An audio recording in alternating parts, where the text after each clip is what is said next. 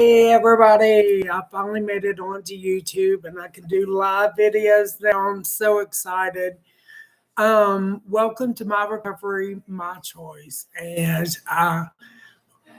I'm just gonna wait a few minutes and see if anybody shows up. Um, I'm super nervous. I'm super excited. Um, I think that you know, my purpose for starting this channel is that before I had my stroke, I was a nurse and I always had a purpose. I always, were there taking care of patients, and it was my purpose. And now I feel like I have to find another purpose. And as hard as that is, I kind of think that maybe by me opening up and becoming more transparent, not only will it help me have a purpose, but it will also help others because I know there's so many people out there that's struggling and it's difficult. And the reason why I wanted to do this and I wanted it to be interactive is um, one, I have to do it live because if I hear my voice or I see a mannerism that is indicative of my stroke, I'm not gonna post it. So that's why I want to do it this way. Um, Two, I wanted it to be interactive.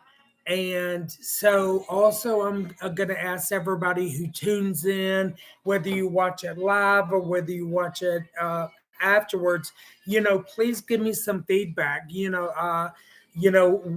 I want to know how often I should be doing this. What are some of the topics that people want to discuss? Um, I'm going to share about me a lot of things that's going to be difficult, maybe difficult to hear at times, but it was a true representation of what my recovery journey is like. Um, I, as I get tired, I notice more.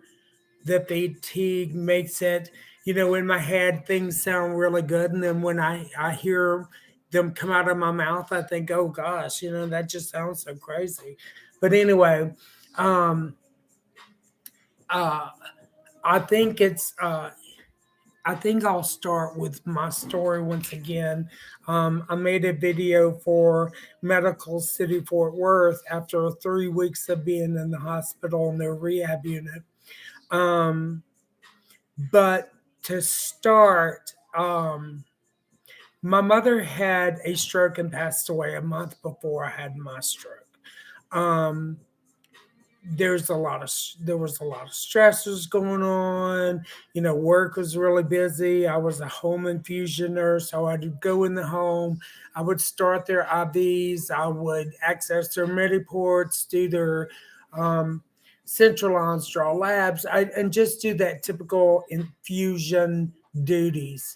And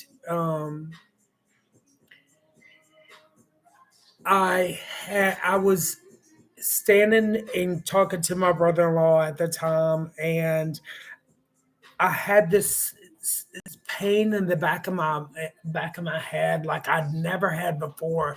It almost felt like somebody had hit me with a baseball bat, and it just kind of made me woozy there for a minute. And so I said, "Oh, I got to sit down." So I walked into our living room, which is only maybe 20, 30 feet, and I sat down, and everything just started spinning. I couldn't focus. You know, I was just feeling real different. Um, so I was able to say, call brother, and he Cole went to call his brother, and um, something happened. It got so intense. I knew that something was bad. So I went to stand up to go to the ER. And when I stood up, I tried to put on some slip on shoes. And when I did, I it was like looking over the edge of a cliff and it starts spinning. And I just fell and I hit the floor and I couldn't move. And being a nurse for or in healthcare for over 30 years, I knew what was going on. I did not lose consciousness. I um, I remember the paramedics coming in, and the paramedic was kneeling beside me, and he was like, "Do you know what's happening?" And I shook my head, yes. And he said, Are you having a seizure?" And I shook my head, no. And he said, "Is your sugar low?" And I said, shook my head, no. I said, "Stroke."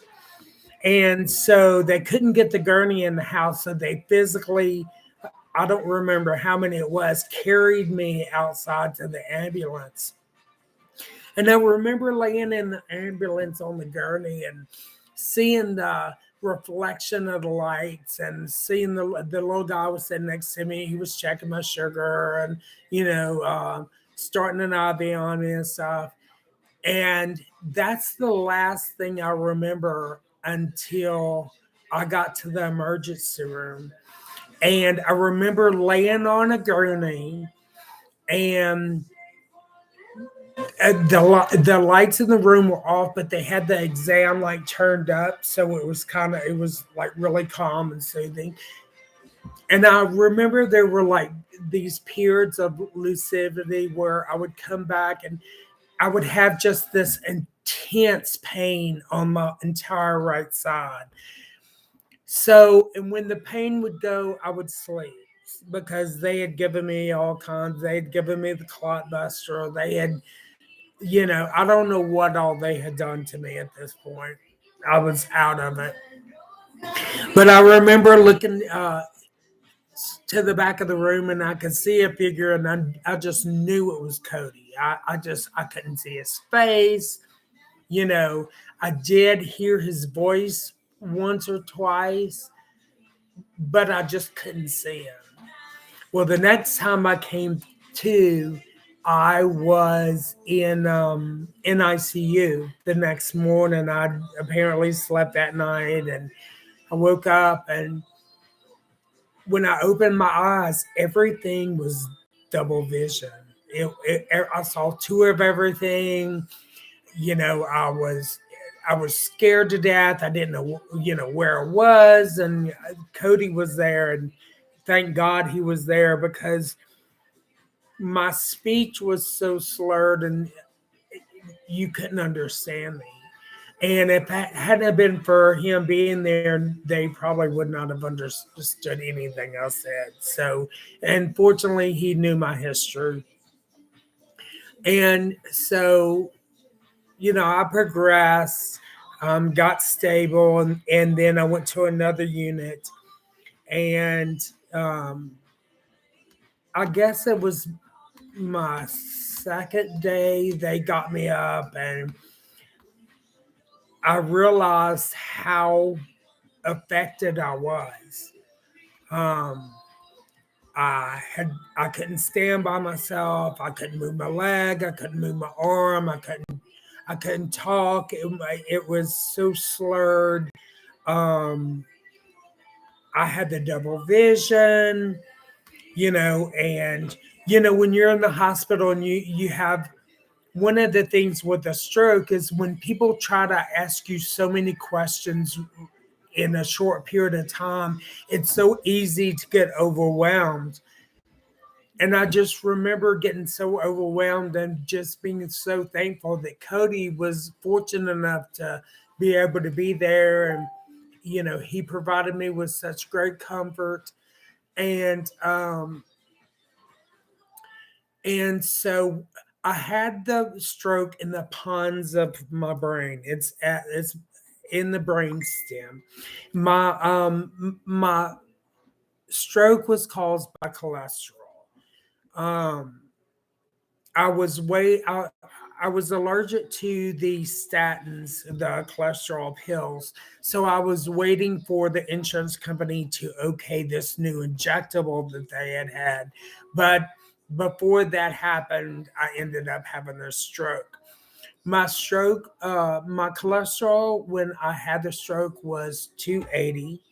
Um, my diet was horrible, smoke, you name it.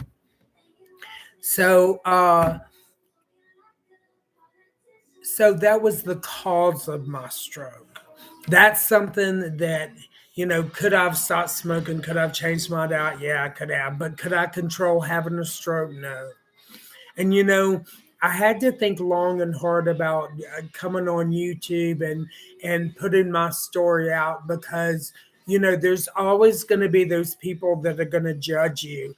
And I the last thing I ever wanted was to um, gain sympathy or just be in a pity party. And I would rather somebody say, get up and get it yourself versus them going and get it for me.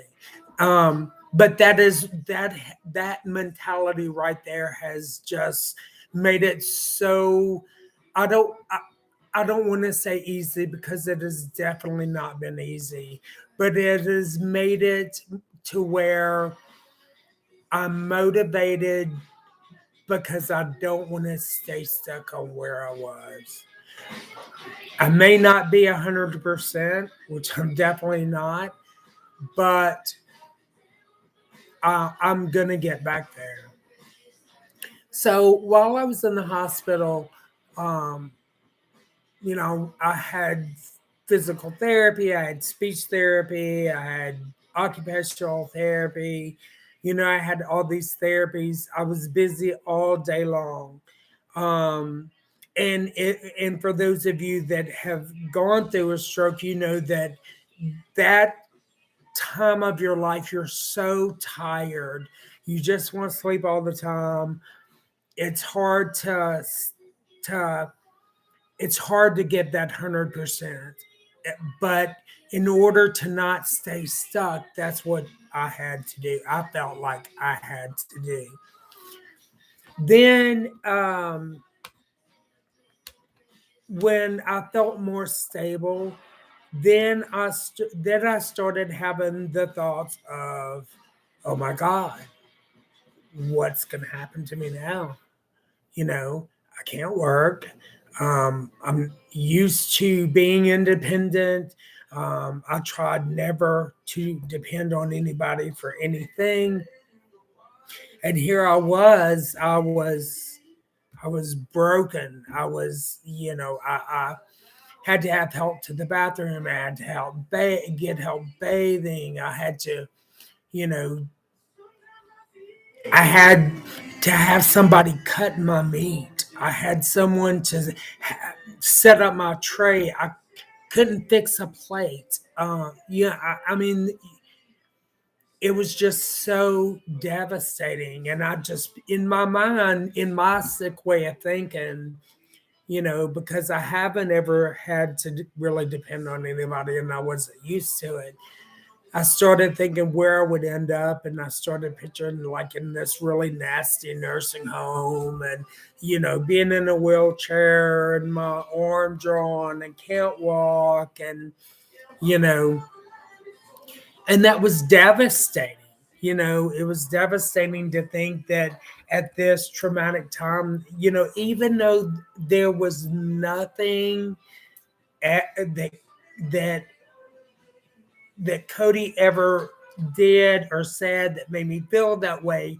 It was my own own thing. It was my own catastrophizing it. And unfortunately I had a great physical therapist named Carly, and she was at Medical City Fort Worth, and she was amazing. And excuse me. And I remember her taking me aside and just stopping me and saying, what's going on? Why would you even think that? And it was just a fear. It was just a fear of the unknown. It was, you know, not knowing what was going to happen. So I worked really, really, really hard. um, I would ask for extra PTs. While I was in the hospital, I was always getting in trouble because, I was, trying to walk to the bathroom and not use a wheelchair because I wanted to do it myself. I, to have that ability taken away is so devastating. And if you already felt unworthy and broken before your stroke, the stroke only intensifies how you feel. And all anything negative is compounded. Um and so I worked really hard.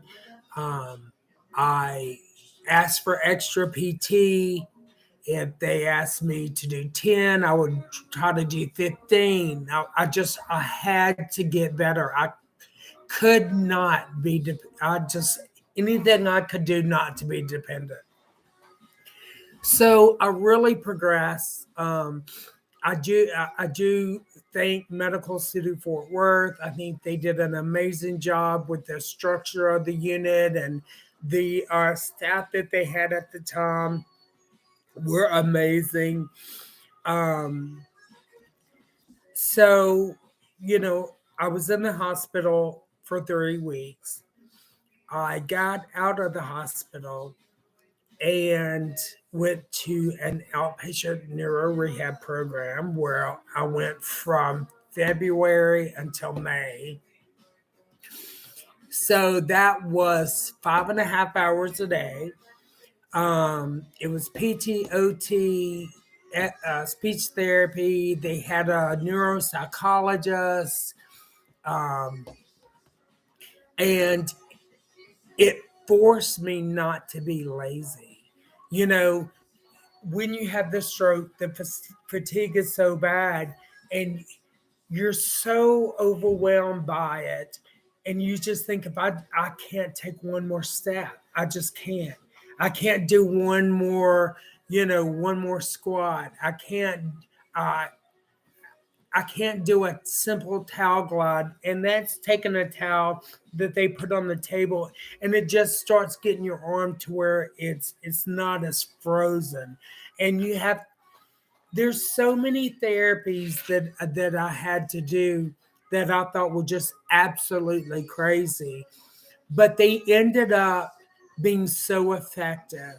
And when people talk about how rehab really didn't work for them, or they didn't get a whole lot out of it, I'm going to tell you, I was constantly amazed at how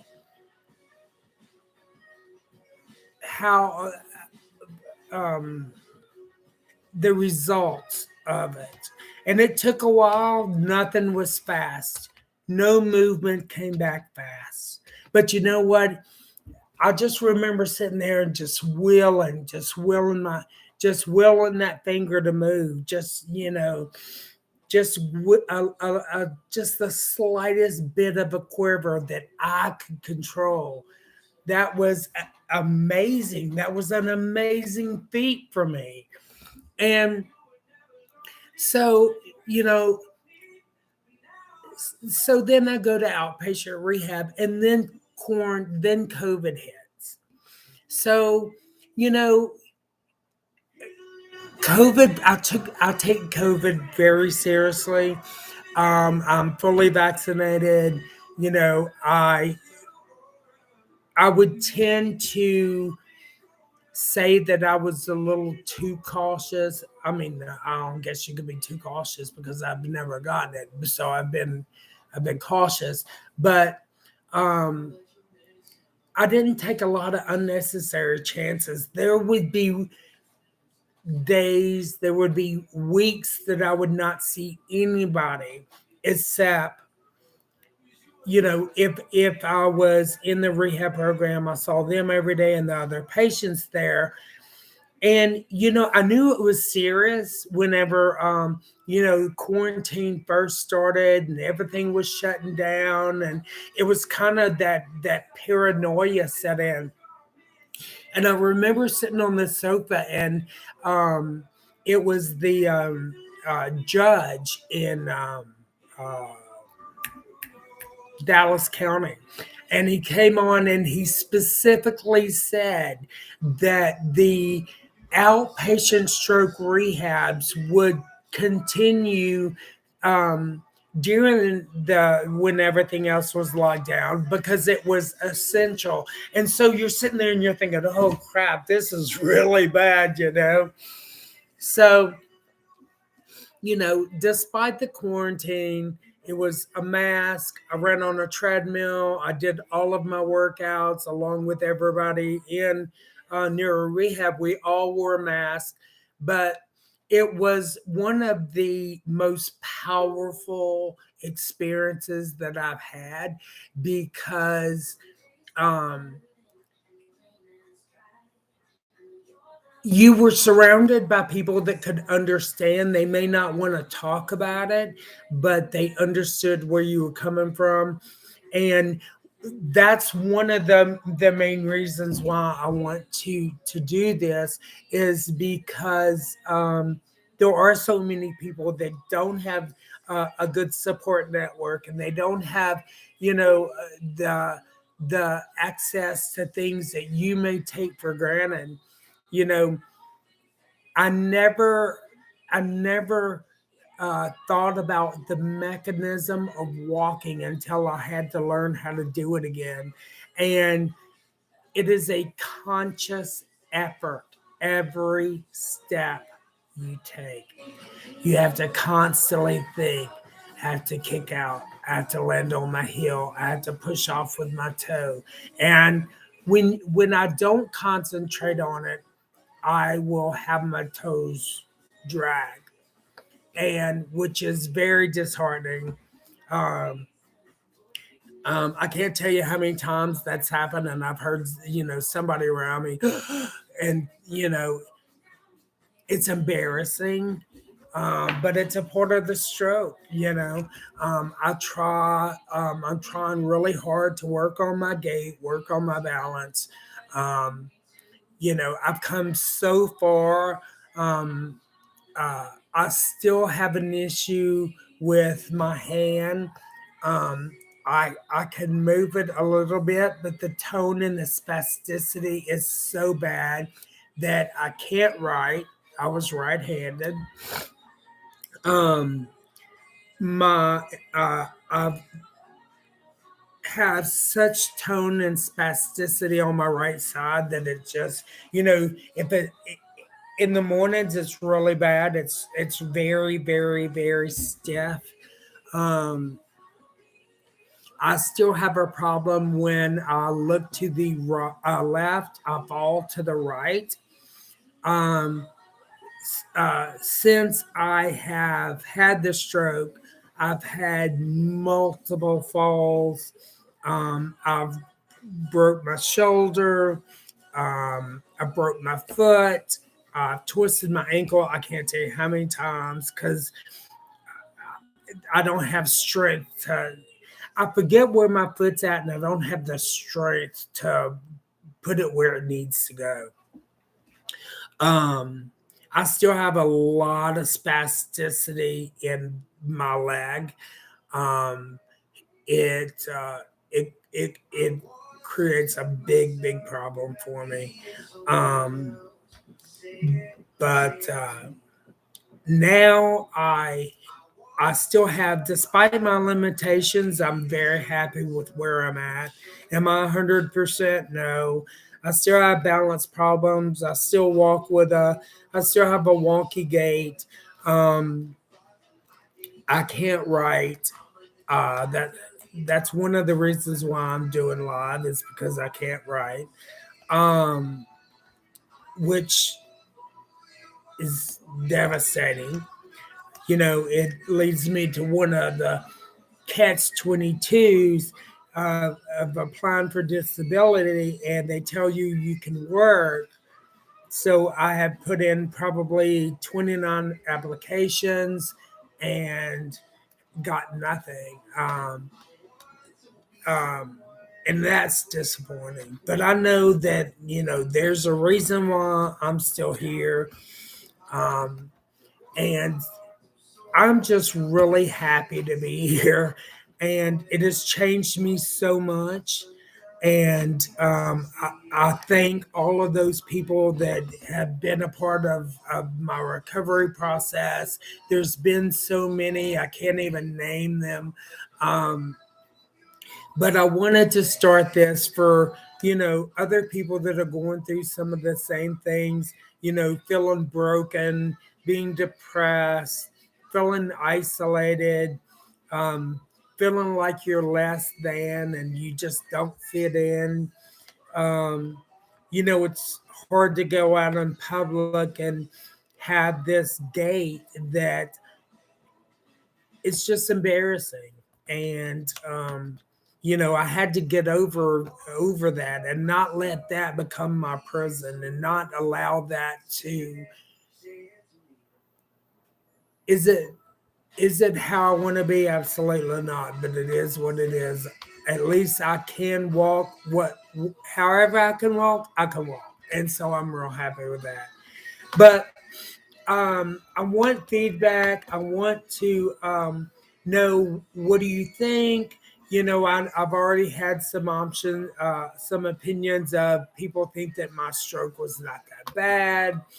Um, uh, just various things. But that was one of the things that I had to decide before I did this. I knew I was going to be facing judgments, and um, this is not going to be for everybody. I totally get it.